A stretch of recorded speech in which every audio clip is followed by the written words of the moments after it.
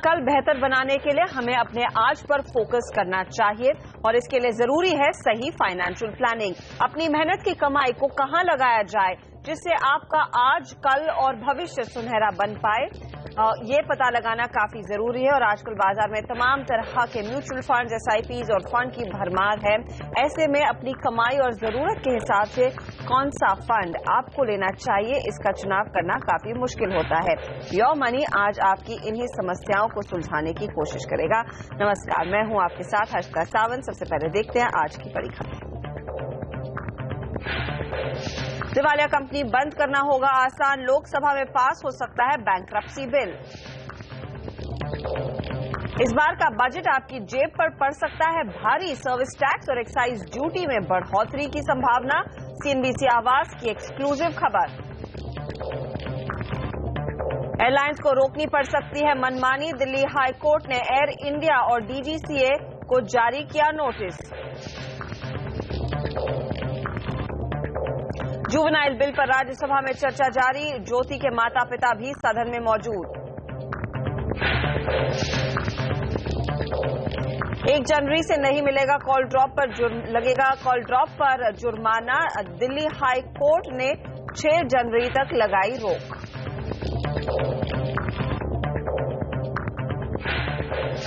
और सबसे पहले देख लेते हैं क्या है खास आज योर मनी में। क्या है ई इंश्योरेंस अकाउंट की खासियत, यूलिप प्लान में निवेश के क्या है फायदे और इंश्योरेंस पॉलिसी लेते समय कौन सी बातें रखें ध्यान में। आज हमारे साथ है बजाज कैपिटल के ग्रुप CEO अनिल चोपड़ा और उनसे करेंगे डिटेल में चर्चा। फोकस आज इंश्योरेंस पर ही है। योर मनी में आज सबसे पहले इसी पर बात की जाएगी और खास तौर से ई इंश्योरेंस। आखिर ई इंश्योरेंस की खासियत क्या है और लोग इसका फायदा कैसे उठा सकते हैं। अनिल जी बताइए, ई इंश्योरेंस आप किसे कहेंगे? ये क्या एक नॉर्मल इंश्योरेंस है या फिर इंश्योरेंस का एक डॉक्यूमेंटेड ई वर्जन? ये इंश्योरेंस का एक डॉक्यूमेंटेड ई वर्जन है। ई इंश्योरेंस का फुल फॉर्म है इलेक्ट्रॉनिक इंश्योरेंस, यानी कि जब भी आप इंश्योरेंस कराते हैं तो आपको याद रहेगा कि एक मोटी सी एक पॉलिसी डॉक्यूमेंट आता है जिसमें कई सारे कागज रहते हैं और उन कागजों को बहुत संभाल के लोग रखते हैं ताकि अगर जब भी कभी क्लेम का टाइम आए तो वो कागज निकाल के ही उस पर साइन होके ही नॉमिनी के तभी क्लेम वगैरह मिलता है।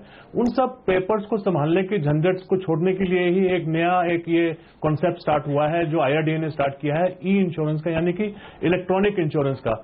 जैसे कि शेयर मार्केट में लोग डिमेटेरियलाइज करा के शेयर सर्टिफिकेट्स को एक इलेक्ट्रॉनिकली डिजिटली कन्वर्ट कर लेते हैं, इसी तरह से ही अपनी इंश्योरेंस पॉलिसीज को भी आप इलेक्ट्रॉनिक इंश्योरेंस डॉक्यूमेंट में परिवर्तन करके और पेपर से निजात पा सकते हैं और अपनी सारी इंश्योरेंस पॉलिसीज को इंटरनेट में एक क्लिक के सहारे देख सकते हैं। तो ये काफी अच्छा एक नया एक इंट्रोडक्शन है, लेकिन अभी मैंडेटरी नहीं है।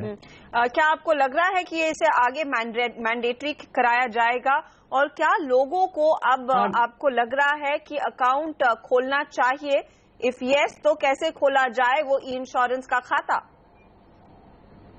हाँ देखिए, अभी तो ये वॉलंटरी है, IRDA ने इसको इंट्रोड्यूस किया है, इसको एनकरेज कर रहे हैं और काफी लोग इसको पसंद भी कर रहे हैं। जिन लोगों ने काफी तरह की इंश्योरेंस पॉलिसी ले रखी है उनको काफी दिक्कत होती थी संभालने में, एक ट्रैक रखने में कि कब कौन सी पॉलिसी का प्रीमियम ड्यू हो रहा है, कब कौन सी पॉलिसी मैच्योर हो रही है, एक्सेट्रा। और अभी एक आपको कंसोलिडेटेड स्टेटमेंट मिल जाता है इलेक्ट्रॉनिकली और इसके लिए IRDA ने 4 और 5 एजेंसी नियुक्त करी हैं। जैसे मैं नाम बता देता हूं, NSDL डेटाबेस है, कैम्स है, कार्वी है, स्टॉक होल्डिंग कॉर्पोरेशन है और सेंट्रल इंश्योरेंस रिपोजिटरी लिमिटेड है। ये 5 एजेंसीज को अभी ये काम दिया गया है कि आगे वो इन्वेस्टर्स के या जो इंश्योरेंस पॉलिसीज लेते हैं उनके ई इलेक्ट्रॉनिक अकाउंट खोलें। इनको अकाउंट खोलने का जो प्रोसीजर है वो बहुत ही सिंपल है। आपको एक फॉर्म भर के और साथ में अपनी एक पासपोर्ट साइज फोटो लगा के और प्रूफ ऑफ रेजिडेंस और पैन कार्ड वगैरह देके आपको थोड़ी सी कार्रवाई करके अपना आप इलेक्ट्रॉनिक इंश्योरेंस अकाउंट खोल सकते हैं। आपको एक नंबर अलॉट हो जाएगा और उसके बाद आप वेबसाइट पे जाके इंटरनेट में अपने सारे डॉक्यूमेंट स्टोर करके जब भी चाहें आप उसकी विवरण देख सकते हैं। चोपड़ा साहब, और ये फ्री ऑफ कॉस्ट है जी। वो एक अच्छी चीज आपने कही कि फ्री ऑफ कॉस्ट है। IRDA ने इसे हाल फिलहाल ही इंट्रोड्यूस किया गया है और आगे हम देखेंगे जैसे सारे शेयर डीमैट किए गए थे, इलेक्ट्रॉनिक प्लेटफॉर्म पर लाए गए थे, शायद पॉलिसीज को भी लाया जाएगा।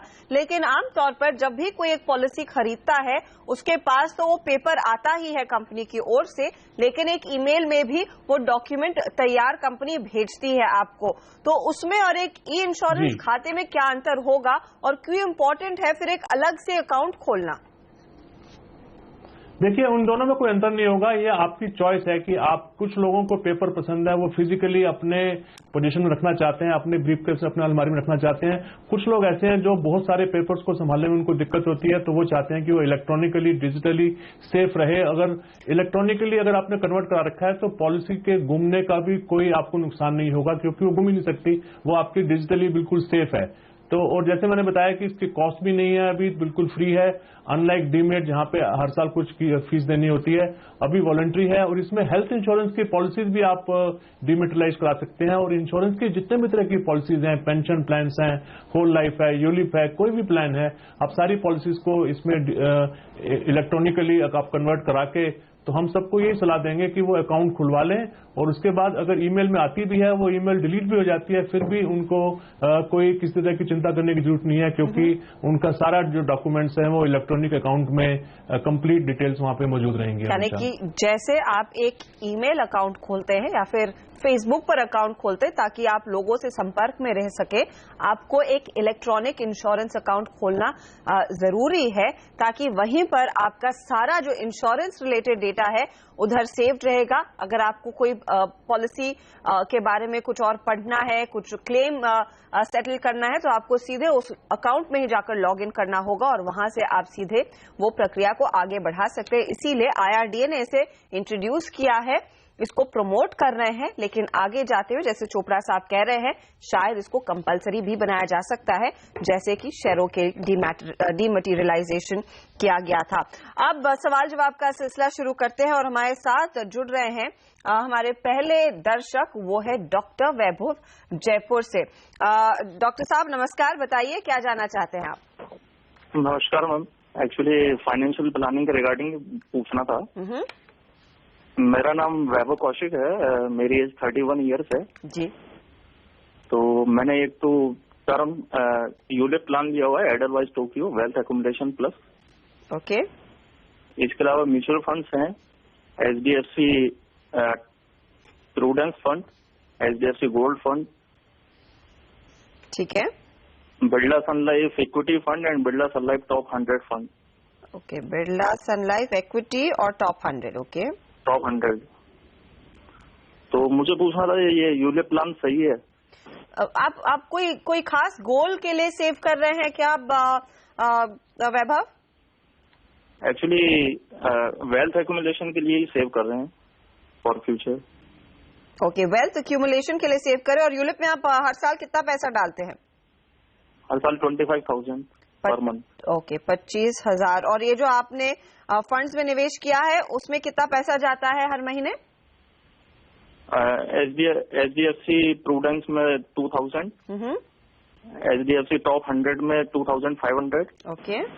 And Birla sun life equity में 2,500। और टॉप 100 में? टॉप 100 में 2,500। ओके, तो कुल मिलाकर ये आप महीने का 9,500 रुपए इन फंड्स में डाल रहे हैं। लेकिन जो बड़ा रकम इनका जाता है चोपड़ा साहब, वो यूलिप में जा रहा है 25,000 रुपए। अब आमतौर पर लोग कहते हैं कि आप इंश्योरेंस और इन्वेस्टमेंट को अलग अलग ही रखें। आपकी क्या पर्सनल राय रहेगी वेल्थ एक्यूमुलेशन के लिए? ये यूलिप में जो 25,000 रुपए हर साल खर्च कर रहे हैं, वो अच्छा सौदा है या नहीं? देखिए, थोड़ा सा मुझे लग रहा है कंफ्यूजन जो उन्होंने बताया 9,500 रुपए, शायद वो हर महीने बता रहे थे। क्योंकि वो हर महीने का उन्होंने सिप करा रखी है तो वो मंथली होती है जी। और 25,000 रुपए जो यूलिप का इनका प्रीमियम है ये सालाना है। पहली बात तो यह कि देखिए, इंश्योरेंस और इन्वेस्टमेंट दो एक अलग अलग रिक्वायरमेंट्स हैं। जैसे कि इन्होंने बताया कि इन्होंने वेल्थ एक्यूमुलेट करनी है, उसके लिए इनको इन्वेस्टमेंट करनी चाहिए। साथ ही एक और गोल भी होता है वेल्थ को प्रोटेक्ट करने का भी, उसके लिए इंश्योरेंस जरूरी होती है। तो ये ऐसा नहीं है कि एक से दोनों काम हो जाते हैं, दोनों अलग अलग चाहिए होते हैं। और इंश्योरेंस का जो मेन पर्पज है वो है आपकी फैमिली को प्रोटेक्शन देना। अगर कुछ अनफॉर्चुनेट इंसिडेंट हो जाता है जब आप कमा रहे हैं अभी और अभी आपकी अर्निंग लाइफ चल रही है, तब आपकी फैमिली को उनके गोल्स पूरा करने के लिए एक अच्छा रकम मिल जाना चाहिए। अगर कोई दुर्घटना हो जाए तो उसके लिए इंश्योरेंस जरूरी होती है। और साथ ही साथ अगर आपने यूलिप प्लान ले रखा है तो उसमें क्योंकि 99.9% लोग जो है वो पॉलिसी टर्म को निकाल जाते हैं, तो उनके साथ में एक अच्छी खासी रकम भी जुड़ जाती है, क्योंकि उसमें मार्केट में निवेश रहता है। तो दोनों ही चीजें जरूरी हैं, और जब आप कंपेयर करते हैं तब आपको याद रखना चाहिए कि जो इंश्योरेंस प्लान है उसमें आपका साथ ही टैक्स भी बच रहा है, उसके अलावा एक आपको प्रोटेक्शन भी मिल रहा है, जिसकी भी एक कॉस्ट होती है। इसकी वजह से यूलिप में थोड़े से खर्चे ज्यादा होते हैं as compare to mutual funds. दोनों ही अच्छे हैं, और ये जिस प्लान में उन्होंने निवेश कर रखा है, अगर ये 10 साल लगातार उसमें प्रीमियम भरेंगे तब मेच्योरिटी पे जो उनको रकम मिलेगी तो उनको ठीक ठाक उसमें डिसेंट रिटर्न्स मिल जाएंगी। लेकिन बीच में अगर बंद करने की कोशिश करेंगे तब डेफिनेटली उनको वहां नुकसान हो जाएगा, क्योंकि अगर बंद करने की कोशिश करेंगे नुकसान हो जाएगा। मेरा आपसे सवाल यह है चोपड़ा साहब, क्योंकि इतने सारे जानकार आकर ये कहते हैं कि अगर आपने निवेश करना ही है, खासतौर से इनकी उम्र देखकर 31 साल के हैं, अगर ये इंश्योरेंस के लिए एक अलग से टर्म प्लान ले लेते हैं, यूलिप में ऑफकोर्स अब पैसा लगा लिया है, अगर इसको इस समय रोकते हैं और ज्यादा निवेश नहीं करते हैं तो शायद कम नुकसान होगा, और अपना म्यूचुअल फंड का जो एक्सपोजर है इक्विटी में वो बढ़ा देते हैं, या फिर डेट में भी एक्सपोजर ले लेते हैं, क्या वो एक बेटर डील नहीं रहेगी यूलिप के बदले? देखिए, अब क्योंकि इन्होंने ऑलरेडी यूलिप स्टार्ट किया हुआ है, इसलिए हम इनको ये सलाह नहीं दे रहे हैं कि आप यूलिप को बीच में बंद करा के और टर्म प्लान ले लें। लेकिन अगर कोई यंग पर्सन अभी फाइनेंशियल प्लानिंग अपनी स्टार्ट करना चाहता है, तब उसके लिए ये एक अच्छा विकल्प हो सकता है कि वो प्रोटेक्शन के लिए तो एक बड़े अमाउंट का टर्म प्लान ले ले, जैसे कि 1 करोड़ रुपए तक का, अगर उसकी सालाना आमदनी जो है वो 8 से 10 लाख की है। और अगर और साथ में वो बाकी दूसरे गोल्स के लिए, अपने बच्चों की पढ़ाई के लिए, रिटायरमेंट के लिए, उनकी शादी के लिए, वो तरह तरह के म्यूचुअल फंड्स के सिप्स में निवेश करके एक पोर्टफोलियो बना सकता है। तो वो एक अच्छा कॉम्बिनेशन है। लेकिन जिन लोगों ने ऑलरेडी यूलिप स्टार्ट कर रखा है, और यूलिप में भी अगर लंबे समय के लिए आप ले रहे हैं, 20 साल के लिए पॉलिसी ले रहे हैं, 25 साल के लिए ले रहे हैं, तब उसकी भी जो अल्टीमेटली ओवरऑल जो बेनिफिट्स हैं वो म्यूचुअल फंड सिप्स के बराबर ही हो जाते हैं, अगर हम उसमें टैक्स की सेविंग को भी काउंट करें, साथ ही में जो सम एश्योर्ड जो आपको प्रोटेक्शन मिली है उसके भी बेनिफिट लगाएं, और साथ में मार्केट रिलेटेड रिटर्न्स भी लगाएं, तब जाके यूलिप भी एक घाटे का सौदा नहीं रहता है, उसमें भी अच्छी खासी रिटर्न आपको मिल सकती है, प्रोवाइडेड कि वो एक लंबी अवधि की हो, कम से कम 15 या 20 साल की। ओके, डॉक्टर वैभव, आप बताइए कब आपने शुरू की थी ये यूलिप? ये मैम 2 प्रीमियम जा चुके हैं इसमें। ओके, चोपड़ा साहब सिर्फ 2 प्रीमियम जा चुके हैं, तो आप कहेंगे टू कंटिन्यू, राइट? 100%। देखिए, 2 प्रीमियम का मतलब है 50,000 रुपए दे चुके हैं ये। और दूसरी बात यह है कि जैसे ही ये पॉलिसी को अपनी लैप्स कराएंगे, इनकी प्रोटेक्शन खत्म हो गई, इनके पास इंश्योरेंस पॉलिसी कोई है ही नहीं, तो 100% इनको कंटिन्यू करना चाहिए। ओके, क्योंकि वैभव आपने अब ये यूलिप में पैसा डाल दिया है, इसीलिए चोपड़ा साहब कह रहे हैं कि आप इसके साथ जाएं, स्टे विद इट, और जहां जो आपने फंड्स में पैसा लगाया है वो भी अच्छे फंड्स हैं, उनके साथ आप बने रह सकते हैं। लेकिन अगर कोई दूसरा निवेशक ये शो देख रहा है और सोच रहा है यूलिप खरीदने के बारे में, आपके लिए बेटर डील रहेगी कि आप एक अलग से टर्म प्लान लें और अपने निवेश को प्लान करने के लिए अलग से म्यूचुअल फंड, चाहे वो इक्विटी हो या फिर डेट हो, उसमें पैसा लगाएं। वो ऑप्शन भी तैयार है और वो एक बेहतर ऑप्शन होगा यूलिप के सामने। अगर आपने यूलिप में पैसा लगाया हुआ है तो उसके साथ आप बने रहिए, क्योंकि यहाँ पर आपका पैसा कमिटेड है। हम इसी के साथ लेंगे एक छोटा सा ब्रेक, लेकिन लौटेंगे कुछ और सवालों के साथ। आप बने रहिए CNBC आवाज पर।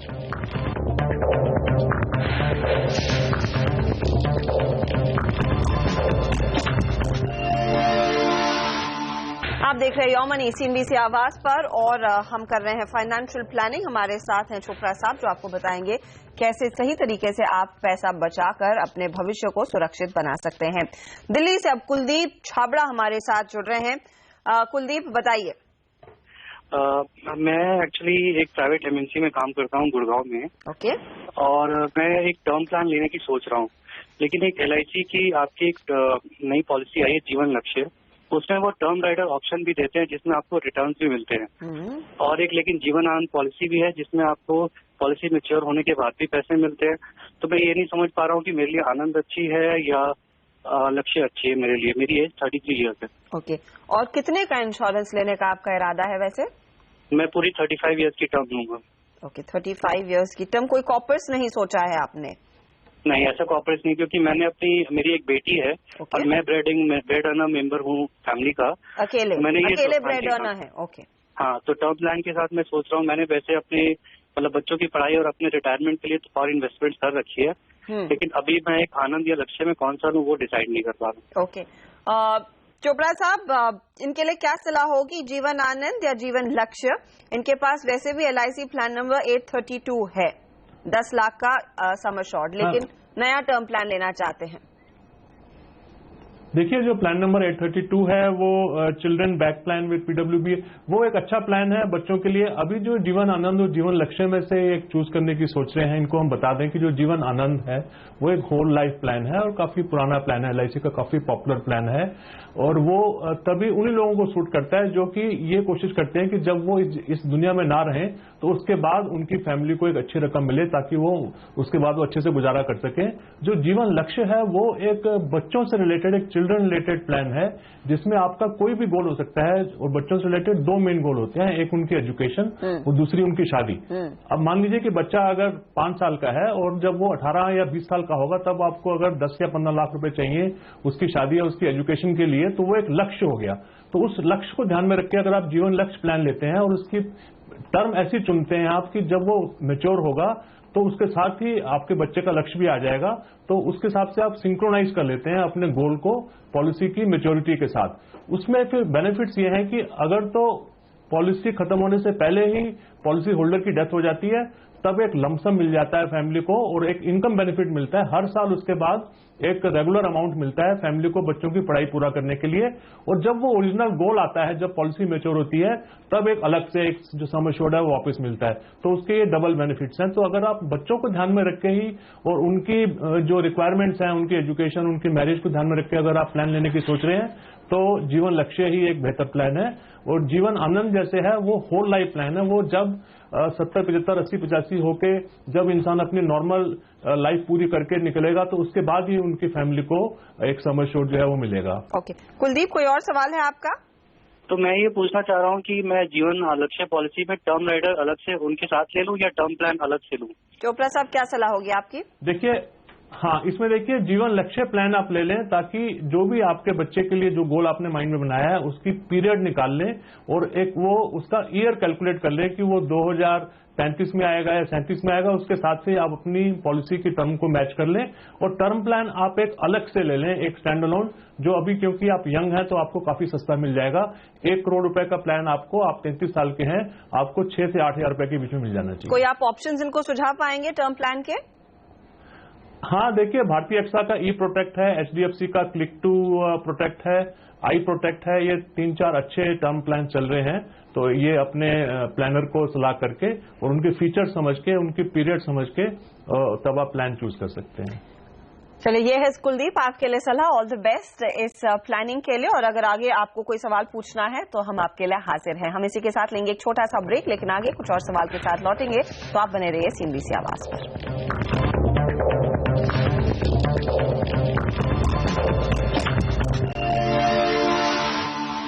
आप देख रहे हैं योर मनी और अगला सवाल ले लेते हैं मिलिंद कुमावत का। और उन्होंने पूछा है कि ऑनलाइन या ऑफलाइन इंश्योरेंस जब कोई खरीदता है उसमें कोई अंतर होना चाहिए प्राइस में, स्पेशली प्रीमियम देते वक्त। और साथ ही इनका एक एडिशनल सवाल ये है कि क्लेम सेटलमेंट क्या ऑफलाइन में आसानी से होता है एज अगेंस्ट कोई ऑनलाइन पॉलिसी? चोपड़ा साहब, इस पर कोई वैसे देखा जाए लॉजिकली तो अंतर होना नहीं चाहिए, लेकिन इनको अलग अलग प्रीमियम्स बताई गई हैं ऑनलाइन और ऑफलाइन।